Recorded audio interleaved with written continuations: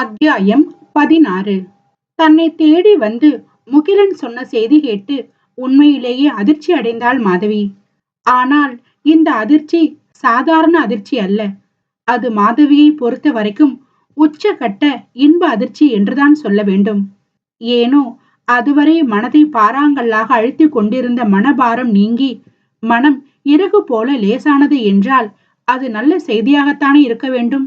இரவில் தோட்டத்தில் தனியாக அமர்ந்து யோசித்துக் கொண்டிருந்த மாதவியின் அருகே வந்தான் முகிலன். காதலியை அணைத்து ஆறுதல் படுத்தி உறங்க வைத்திருப்பான். இல்லாவிட்டால் இவன் ஏன் இங்கே வரப்போகிறான் என்று ஏளனமாய் எண்ணங்கள் ஓடின மனதிற்குள். அதையே வழி முழுவது போல இதழ்கடையோரம் ஒரு சிறு அலட்சிய வளைவு வேறு.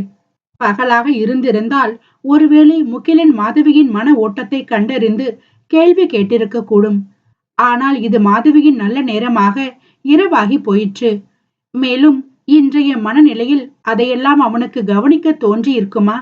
அவனுடையதே பெரும் பிரச்சனையாக இருக்கையில், இந்தா மாதவி, உன்னோட செல்போன் போர்ட்டிகோல இருந்ததுன்னு யசோதாமா எடுத்துட்டு வந்து என்கிட்ட கொடுத்தாங்க. போனை அவளிடம் கொடுத்து விட்டு அந்த சிமெண்ட் பெஞ்சின் மறுமுனையில் அமர்ந்து கொண்டான். கொஞ்ச நேரம் அமைதியாக கண்மூடி இருந்தவன் பிறகு, சாப்பிட்டியா மாதவி? சாப்பிட்டேன். நீங்க? ஆச்சு. உன்கிட்ட கொஞ்சம் பேசணும் மாதவி. மாலினி விஷயமா? பேசலாமா? இல்ல உனக்கு தூக்கம் வருதா? தூக்கம் வந்தா ஒன்னும் பிரச்சனை இல்ல. நீ போய் தூங்கு. நாம காலையில பேசிக்கலாம் என்றான் அமைதியான ஆனால் ஆழ்ந்த குரலில். அந்த குரலில் ஏற்கனவே அலைகடல் போல பொங்கிக் கொண்டிருந்த அவளது மனம் மறுபடியும் பொங்கத் தொடங்கியது. அவன் மீது எக்கச்சக்கமான எரிச்சல் இருந்தாலும் இப்போது அதை காட்ட அவள் விரும்பவில்லை.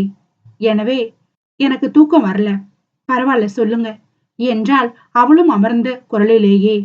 முகிலனும் சுற்றி வளைத்து பேசி ரொம்பவும் அவளுடைய பொறுமையை சோதிக்காமல் நேரடியாக விஷயத்திற்கே வந்துவிட்டான். அது மாதவி, மாலினிக்கு கொஞ்சம் உடம்பு சரியில்லை, உனக்கு தெரியும் தானே என்று அவன் மெதுவாக ஆரம்பிக்கவும் அவ்வளவு நேரம் கட்டி காத்த பொறுமை காற்றில் பறந்துவிட பொங்கிவிட்டாள் மாதவி. ஏன் பூசி முழுகிறீங்க முகிலன்? உடம்புக்கு நோய் வர்றது நேச்சர் தான். ஆனா இது நோய் இல்ல, மா பாதகம். இவளா இழுத்துக்கிட்டது. என்ன வேலை செஞ்சிருக்கா? கொலகாரி கொலகாரி. மனதிற்குள் இருந்த ஆத்திரம் வெடித்து வார்த்தையாக வெளியே கிளம்ப தன்னை மறந்து கத்தினாள் மாதவி. அந்த பௌர்ணமி வெளிச்சத்தில் அவன் முகத்தில் தோன்றிய அதிர்ச்சி வெளிப்படையாகவே தெரிந்தது. மாதவி, உனக்கு எப்படி என்று திணறியவன் பிறகு மெல்ல சமாளித்துக் கொண்டு, யசோதாமா சொன்னாங்களா என்று கேட்டான்.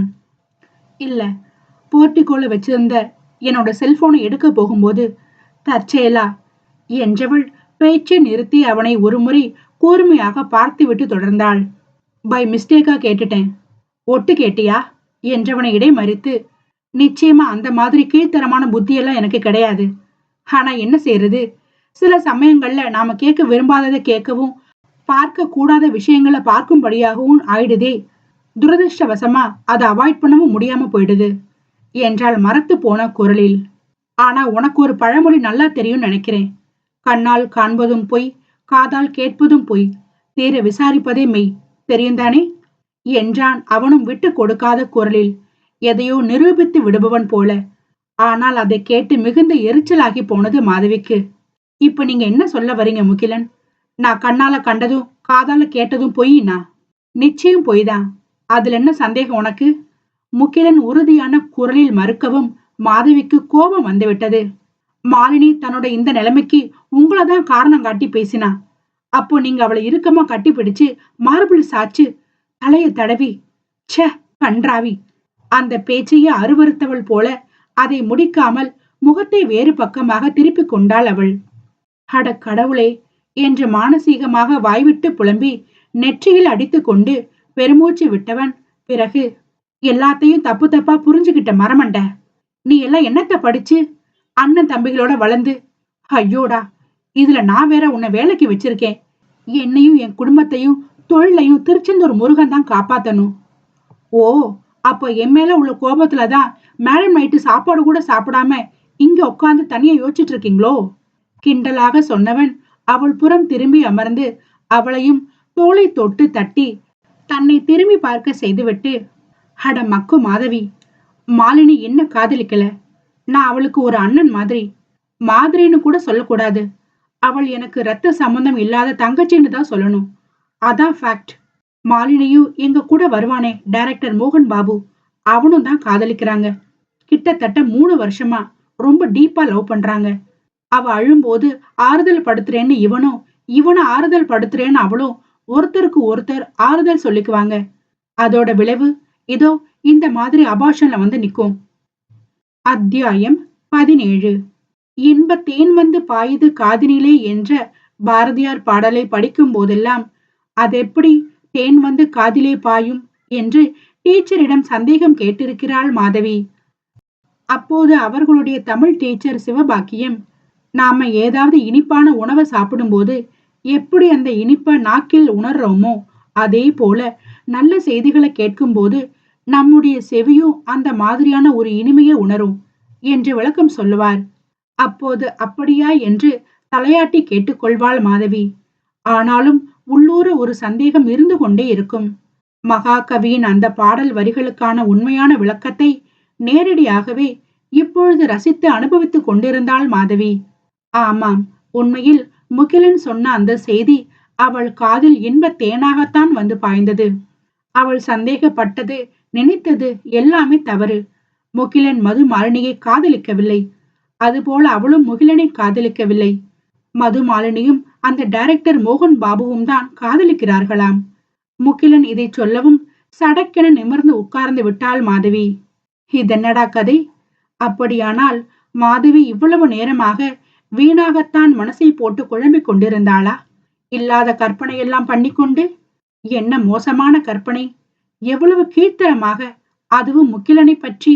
உண்மையாக இருக்குமோ என்று நினைத்த போதே நெஞ்சு நடுங்கியதே. இல்லை என்றதும் மனசு ஏன் இவ்வளவு லேசாகி பறக்கிறது? மாலினி முகிலனை காதலிக்கவில்லை என்பதாலா? அல்லது அவள் வயிற்றில் கரைந்து போன பிள்ளைகள் அவனுடையது இல்லை என்பதாலா? விடை தெரியவில்லை. கண்டுபிடிக்கும் முயற்சியிலும் அவள் ஈடுபட விரும்பவில்லை. ஆனால் உள்ள மகிழ்ச்சியில் துள்ளியது என்பதே உண்மை. 2 பேரும் 3 வருஷமா காதலிக்கிறாங்கன்னு சொல்றீங்க.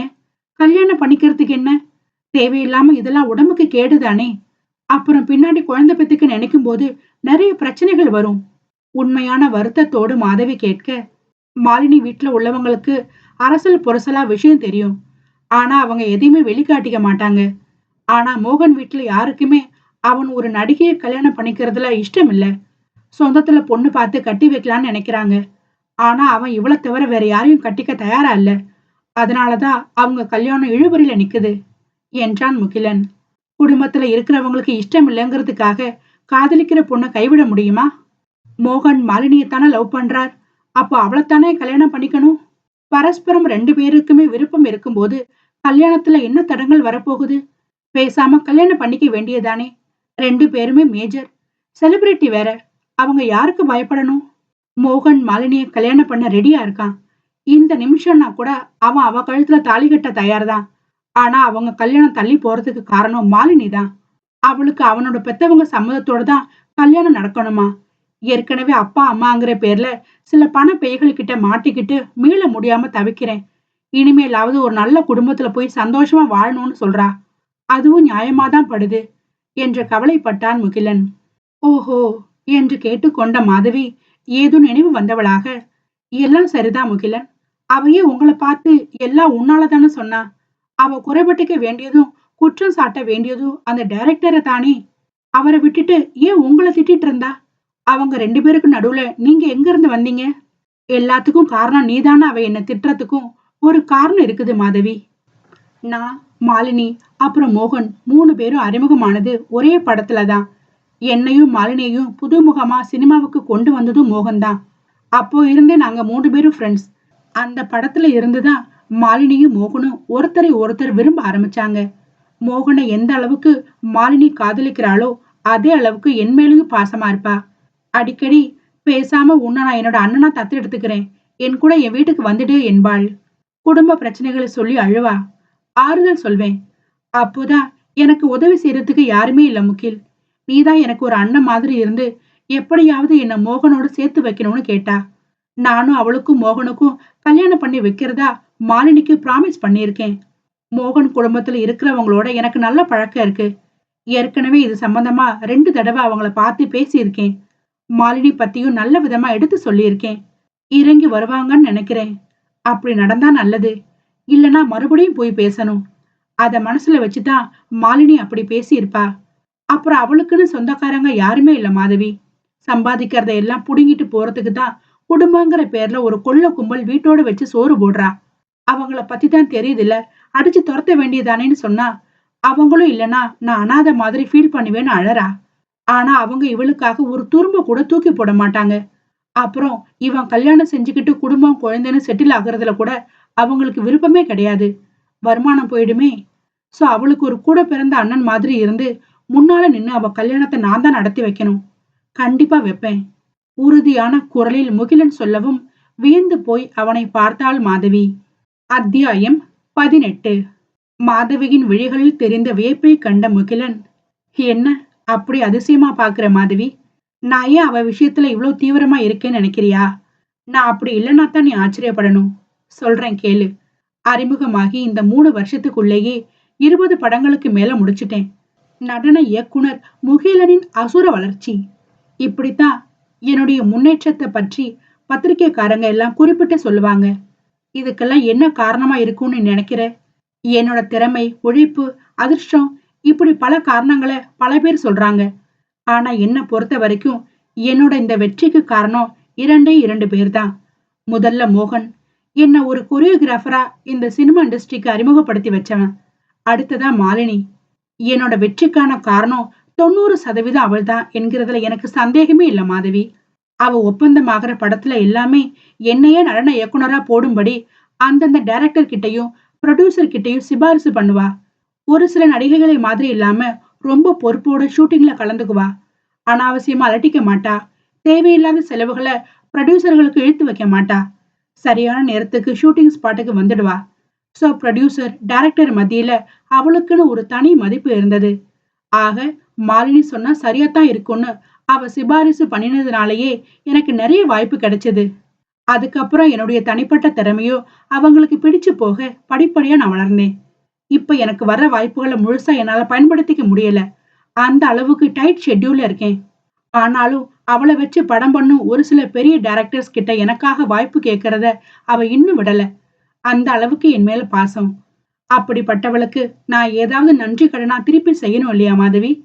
அதுக்கு இதைவிட வேற ஒரு நல்ல வாய்ப்பு எனக்கு கிடைக்குமா?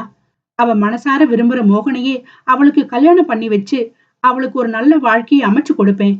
ஒரு அண்ணனா அவ கூடவே இருந்து அவளுக்கு எல்லா விதமான உதவியும் நான் செய்வேன். அப்புறம் இன்னொரு விஷயம், ஏதோ கண்ணால பார்த்தது கூட பொய்யான்னு கேட்டியே, உன்னை நான் ஒரு கேள்வி கேட்கிறேன். அதுக்கு பதில் சொல்லு. வாழ்க்கையில ஒரு தடவையாவது கண்ணீர் விட்டு அழாத மனுஷங்களே இருக்க முடியாது. நீயும் கண்டிப்பா அழுதிருப்ப மாதவி. நீ அப்படி அழும்போது உங்க அண்ணாவோ இல்ல உங்க அப்பாவோ உன்னை அணைச்சு உன் முதுக வருடி தலைய தடவி ஆறுதல் வார்த்தைகள் எதுவும் சொன்னது இல்லையா? முகிலனுடைய இந்த கேள்வியில் சுரீல் என்று சாட்டையால் அடி வாங்கியது போல உணர்ந்தாள் மாதவி. வினாடி நேரம் கூட தாமதிக்காதவளாய், சாரி முகிலன் என்றாள் மெய்யான வருத்தத்தோடு. தவறு செய்துவிட்ட பாவனையில் அவள் தலை கவிழ்ந்து அமர்ந்திருக்க, அவளை சமாதானப்படுத்தி அவளுடைய குற்ற உணர்வை அகல செய்தவனும் முகிலனே. பரவாயில்ல மாதவி, நான் உன்னை தப்பா நினைக்கல. உன் மனசுல இந்த மாதிரி தேவையில்லாத சந்தேகங்கள் வர்றதுக்கு நானும் ஒரு காரணம்.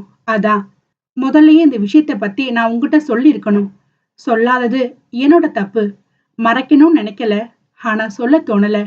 ஒருவேளை அடுத்தவங்களோட அந்தரங்கத்தை பற்றி உங்ககிட்ட பேசுறதுக்கு கூச்சப்பட்டு நான் சொல்லாம விட்டுருக்கலாம். என்னவோ தெரியல. ஆனா இப்போ எல்லா உண்மையும் உனக்கு தெரியும் இல்லையா? இனிமே யாரையும் அவசரப்பட்டு தப்பா நினைக்காதே. குறிப்பா மாலினிய பத்தி. புரிஞ்சுதா? ஏற்கனவே மனசாலையும் உடம்பாலையும் நொந்து நூலாயிட்டா. நாமளும் ஏதாவது தப்பா சொல்லிட்டோம்னா அது அவளால தாங்கவே முடியாது. மனசு உடைஞ்சு போயிடுவா என்றான் இரக்கத்துடன். பதில் பேசாமல் அமைதியாக அமர்ந்திருந்தாள் மாதவி. அவளும் தான் என்ன பேசுவாள்? முகிலன் தற்போது பேசியதில் அவளுடைய குற்ற உணர்ச்சி இன்னும் தான் அதிகமாயிற்று. தான் இப்படி கேவலமாக அவனை சந்தேகப்பட்டதற்காக அவன் தன்னை திட்டி இருந்தால் கூட பரவாயில்லை. இப்படி பழியை தன்மேல் தூக்கி போட்டுக்கொண்டு அவளை நிரபராதி ஆக்கிவிட்டானே. அவன் அவளிடம் முன்கூட்டியே எந்த உண்மையையும் சொல்லவில்லை என்பதற்காக அவனுடைய நடத்தையை அவள் சந்தேகப்பட்டு இருக்கலாமா? தவறுதானே அது? ஆனால் அந்த பாவப்பட்ட பெண்ணுக்கு ஒன்று புரியவில்லை. ஒருவரை உறவு என்று நினைத்தால்தான் அவர் மீது நமக்கு உரிமை தோன்றும். அந்த உரிமையில்தான் அந்த நபர் மீது கோபம், ஆத்திரம் இதெல்லாம் கிளம்பும்.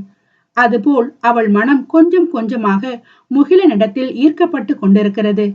அதனால்தான் அவளால் அவன் வேறொரு பெண்ணை காதலித்தான் என்பதையோ, அவர்கள் இருவரும் வரம்பு மீறி பழகிவிட்டார்கள் என்பதையோ தாங்க முடியவில்லை. மேலும் தன்னை மீறி அவனிடம் ஒரு ரகசியம் இருக்கிறது என்று நினைத்தும் கொதித்து போனாள். அவன் மீது ஆசை இல்லாமல் இருந்திருந்தால் அவளுக்கு இத்தகைய எண்ணங்கள் எல்லாம் வந்திருக்காது. சம்பளம் தரும் முதலாளி தானே, எக்கேடும் கெட்டு ஒழுகிறான் என்று சும்மா இருந்திருப்பாள். ஆனால் ஆசை கொண்ட மனம் அவன் மீது ஆசை கொண்டு விட்டது. அதன் விளைவாலேயே எல்லை மீறின அவனை பற்றிய சிந்தனைகள். அவர்கள் இருவருக்கும் நடுவே நிலவிய கனத்த மௌனத்தை கலைத்தது முகிலன்தான். அவளது தோளை தட்டி, பௌர்ணமி நிலவ பாரு மாதவி, நேரம் ஆக ஆக அழகு கூடிக்கிட்டே இருக்கிற மாதிரி தோணல என்றான் அதிசயித்து போய். மாதவியும் நிமிர்ந்து பார்த்தாள். முகிலன் வருவதற்கு முன்பு வரை அழுது வடிந்து கொண்டிருந்ததை போல தோன்றிய அந்த பௌர்ணமி நிலவு அவன் வந்த பிறகு, அதாவது அவன் சில விளக்கங்களை சொன்ன பிறகு தங்கத்தட்டாய் ஜொலிக்க கண்டாள். அவளுடைய மனதில் எழுந்த உற்சாகமும் துள்ளலும் அந்த நிலவையும் பிடித்து கொண்டதோ. பால் ஒளிக்கு பதிலாக தேனை சிந்திக் கொண்டிருந்தது. அதுவும் முகிலனோடு அமர்ந்து இந்த பௌர்ணமி நிலவை காண்கையில் உள்ளூர ஒரு பரவசம், வார்த்தைகளில் வடிக்க இயலாத இன்பம். வானத்து நிலவுக்கு போட்டியாக மாதவியின் முகமும் பளிர் என்று ஜொலிக்க, இமை தட்டாமல் அவள் முகத்தையே பார்த்த வண்ணம் அமர்ந்திருந்தான் முகிலனும். அனைத்தையும் அவளிடம் ஒப்புவித்து விட்ட நிம்மதியில் அவன். எல்லாவற்றையும் கேட்டறிந்து கொண்டாலும் ஏதோ ஒன்றை மட்டும் அவன் சொல்லவில்லையே என்ற கவலையில் அவள். இருவருமாய் சேர்ந்து உள்ளூர ஒளித்து வைத்துக் கொண்ட ஒன்றை கண்டு கொண்டதால் சிரிக்காமல் சிரித்தது அந்த பௌர்ணமி நிலவு.